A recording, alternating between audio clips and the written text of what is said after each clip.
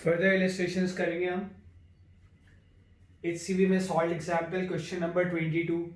ठीक है, HCV में सॉल्व एग्जाम्पल क्वेश्चन नंबर 22। ठीक है, तो तुम 22 देख लो, पढ़ लो उसको एक बार। इसमें कह रहे हैं कि जो कैपेसिटर है उसकी विड्थ प्लेट की B है, लेंथ L है, separation between the plates D है। ठीक है, और उन्होंने पूछा है एक फर्स्ट पार्ट में कि मैं सेकेंड पार्ट करा रहा हूँ खाली, what force should be applied on the slab to ensure that it goes slowly into the capacitor. ठीक है, तो कैपेसिटर जो है ग्रेविटी वगैरह का कोई इफेक्ट नहीं लेना है, यहाँ पे उन्होंने लिखा है। तो कैपेसिटर इस तरह से, ग्रेविटी वगैरह का कोई इफेक्ट लेना नहीं है। इस कैपेसिटर के अंदर हम एक डाइलेक्ट्रिक स्लैब को स्लोली डाल रहे हैं, है ना। इधर कुछ बैटरी लगी हुई है, तो क्लियरली बैटरी जो है वो कैपेसिटर के साथ पैरेलल में, कैपेसिटर के टर्मिनल ए और बी के बीच में, बैटरी के टर्मिनल ए और बी के बीच में, यानी दोनों का पोटेंशियल सेम होगा। अब इसमें डाइलेक्ट्रिक स्लैब आ रहा है, डाइलेक्ट्रिक स्लैब आ रहा है। मैं सेकेंड पार्ट कर रहा हूं डायरेक्टली, स्लोली लेके आ रहे हैं डाइलेक्ट्रिक स्लैब को, और डाइलेक्ट्रिक स्लैब को अगर हम इसमें स्लोली लेके आ रहे हैं तो अभी इतना एंटर कर चुका है। मान लेते हैं कितनी लेंथ आ गया, x आ गया। और कैपेसिटर का जो प्लेट की लेंथ है वो L है और विड्थ B है। प्रीवियस लेक्चर में मैंने तुम्हें ये बात कई बार बताया। ठीक है, प्रीवियस लेक्चर में ये बात तुम्हें कई बार मैंने बताया। अब तुम देखो कि इस वक्त इसका कैपेसिटेंस कितना है, इस वक्त इसका कैपेसिटेंस कितना है। इस वक्त इसका कैपेसिटेंस मैंने डिराइव कराया है तुम्हें। x लेंथ डाइलेक्ट्रिक का कैपेसिटर के अंदर है, विड्थ B है, तो इस वक्त इसका कैपेसिटेंस है epsilon naught B upon D, epsilon naught B upon D K minus 1 into x plus L। ये मैंने डिराइव करा रखा है तुम्हें। तो ये इस वक्त इसका इतना कैपेसिटेंस आ गया।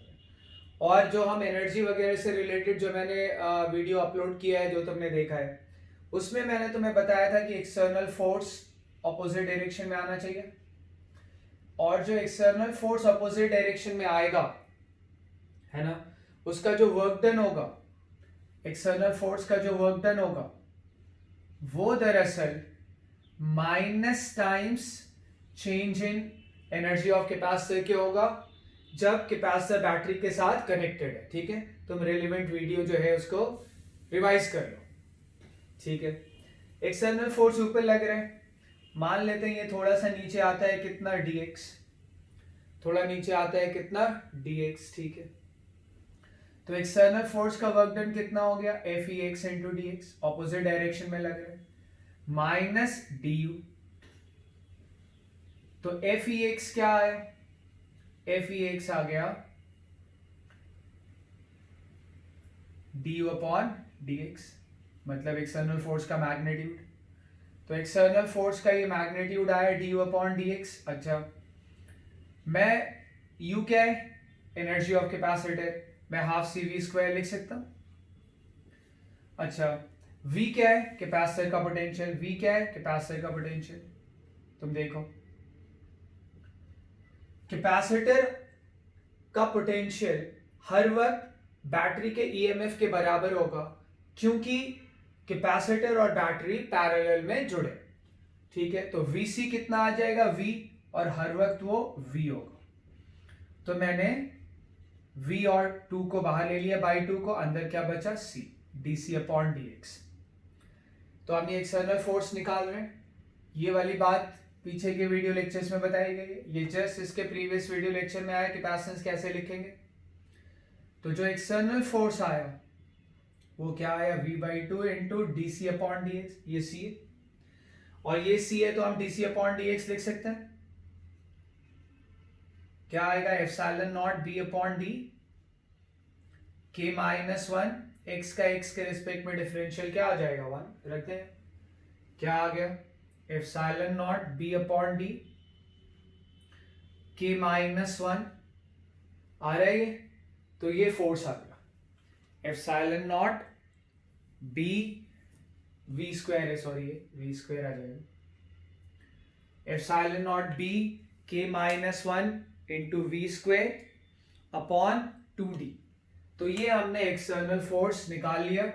इतना एक्सटर्नल फोर्स चाहिए होता है किसको, कैपेसिटर को, डाइलेक्ट्रिक को, जिससे कि वो स्लोली आ पाए। और ये क्या है, epsilon naught b V square k minus one upon D, जहां पे b विड्थ है, इस पे लेंथ का टर्म नहीं आया अभी। और अगर इतना एक्सटर्नल फोर्स है हम स्लोली डाल रहे हैं, तो डेफिनेटली इतने ही फोर्स से कैपेसिटर उसको अट्रैक्ट कर रहा होगा, कैपेसिटर उसको अट्रैक्ट कर रहा होगा, करता है, तभी तो हमें एक्सटर्नल फोर्स चाहिए होता है इसको स्लोली इंसर्ट करने के लिए। ठीक है, रेलेवेंट वीडियो लेक्चर्स रिवाइज कर लो। तो कैपेसिटर का अट्रैक्शन फोर्स मैग्नीट्यूड में इसी के बराबर होगा, बस डायरेक्शन ऑपोजिट होगी। इसको थोड़ा एक तरह से और देख लें, Fex external force half epsilon naught b, epsilon naught b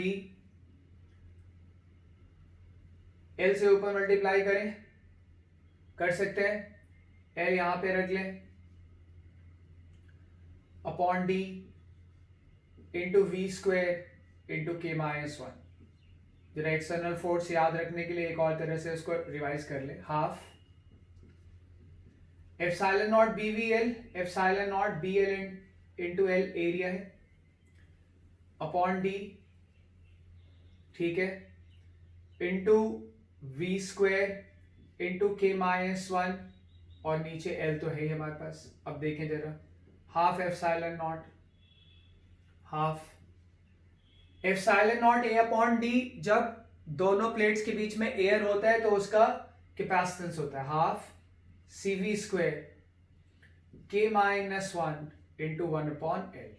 ठीक है, देखें याद रखने के लिए, हालांकि ये चीज मैं डायरेक्टली यहां से लिख सकता हूं, ठीक है, डायरेक्टली ये वाली चीज यहीं से लिखी जा सकती है, पर मैं ये जो फॉर्मूला है ना उससे लिख रहा हूं, ये जो फाइनली आएगा उसको मैं डायरेक्टली यहां से लिख सकता था। तो क्या आया, हाफ, देखो क्या आ रहा है, k c v square minus half c v square upon l, upon l. जरा ध्यान से देखिए क्या है ये, जब डाइलेक्ट्रिक स्लैब पूरा इसके अंदर चला जाएगा तो ये कैपेसिटेंस बन जाएगा।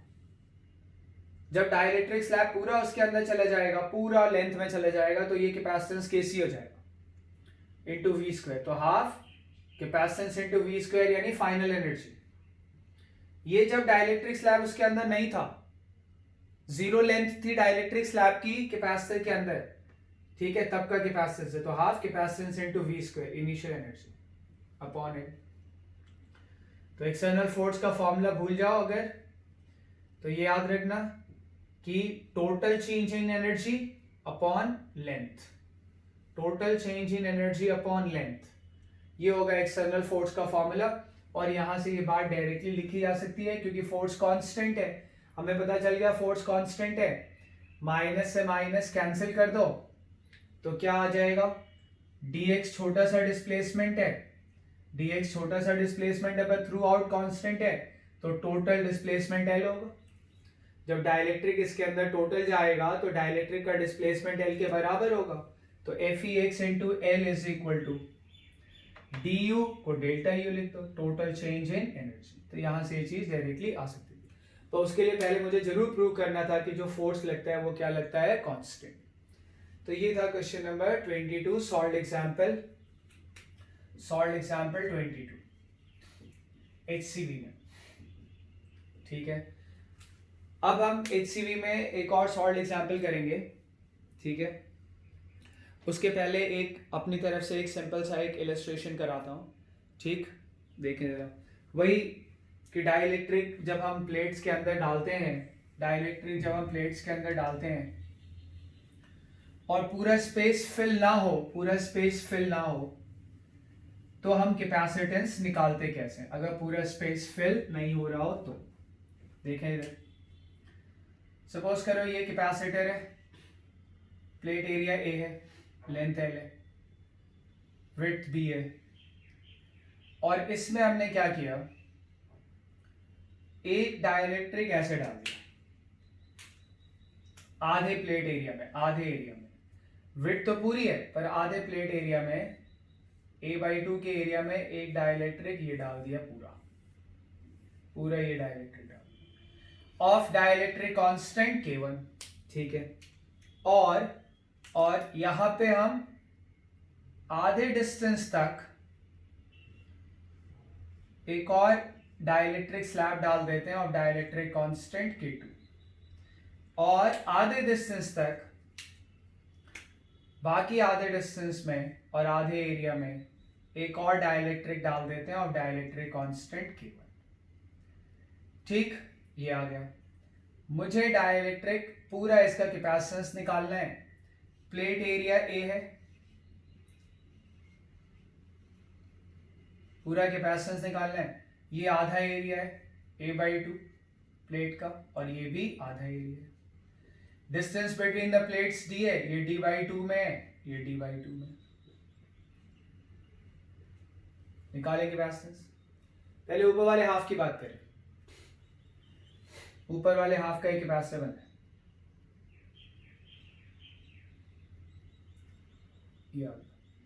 ये प्लेट कौन सी है, ये वाली प्लेट, ये, और बीच में डाइलेक्ट्रिक पूरे में भरा है K1। बस इसका एरिया कितना है, a/2। अच्छा, इस वाले का बना है K2 वाले का, ये वाली प्लेट। यहां पे एक इमेजिनरी प्लेट रख लेंगे, तुम्हें बताया था, एक इमेजिनरी प्लेट रख लेंगे।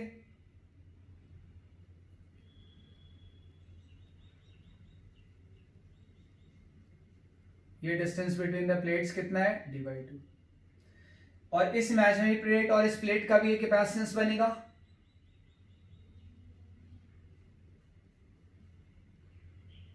ये डिस्टेंस कितना है, d/2,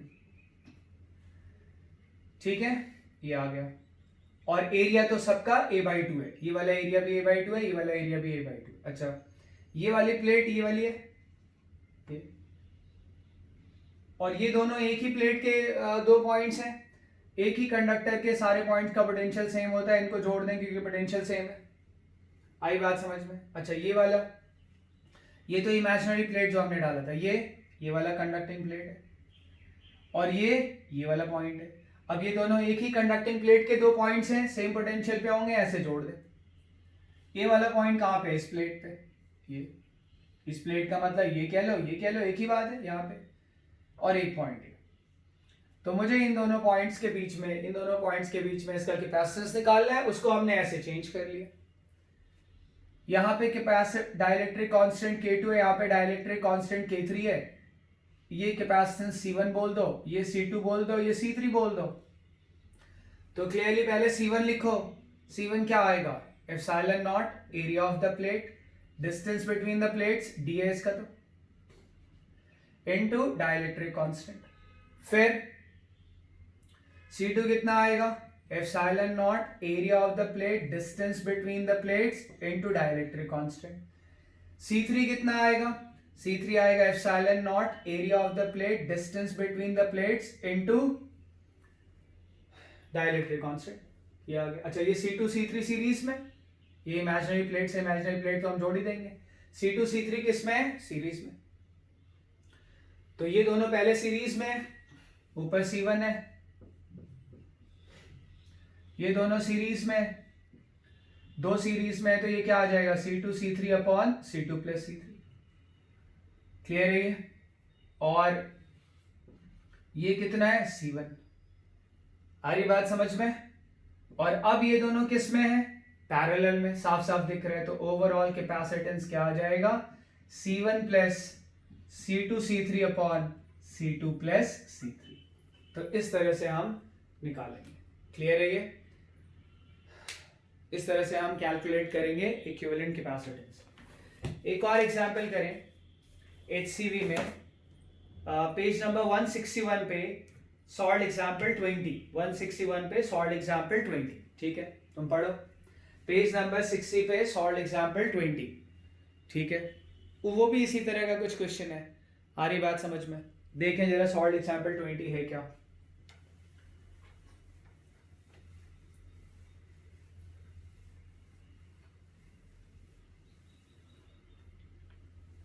सॉल्व एग्जांपल 20 देखें HCV में, HCV सॉल्व एग्जांपल 20 कैपेसिटर का क्या कह रहे हैं? Figure shows a parallel plate capacitor having plates of edges A and plate separation D। Square plate है तो लेंथ भी A होगी, विड्थ भी A होगी, separation D। The gap between the plates is filled with a dielectric constant K which varies parallel to an edge as K is equal to K naught alpha x, ठीक है। और क्या पूछ रहे हैं? where K and A are constant and x is the distance from the left end, calculate the capacitance। आसान question, फिर भी देख लें इसको।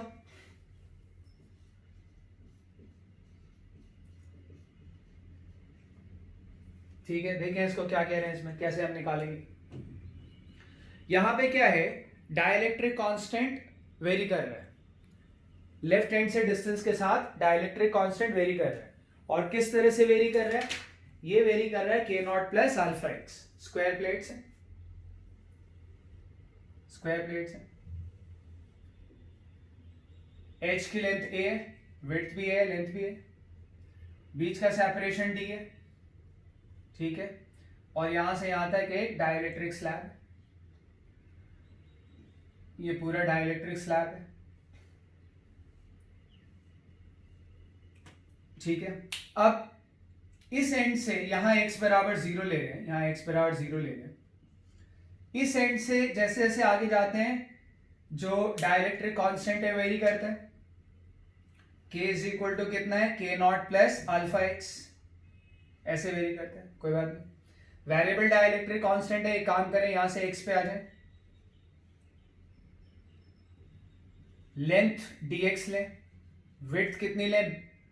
a, इसकी लेंथ a है, ऐसे शीट की तरह आ रहा है प्लेट, ये वाला ये लेंथ है, और ऐसे शीट की तरह बाहर निकल के आएगा इस कॉपी की तरह, लेंथ है और ये भी a, ये वाली लेंथ है और ये वाली विड्थ भी a, विड्थ डायग्राम में नहीं दिख रही। तो x पे जाके dx की लेंथ लें और ऐसे एक स्ट्रिप ड्रॉ करें, इस तरह से एक स्ट्रिप ड्रॉ करें। देखो ये हमने स्ट्रिप ड्रॉ किया, ठीक है। इसका कैपेसिटेंस लिखें, इस एलिमेंट का कैपेसिटेंस लिखें। ये पूरे में आ रहा होगा ऐसे, ये पूरे में ऐसे ए में आ रहा होगा, क्योंकि कैपेसिटेंस जो डाइलेक्ट्रिक कांस्टेंट है वो उधर जाने से बढ़ता है, इधर आने से नहीं बढ़ता।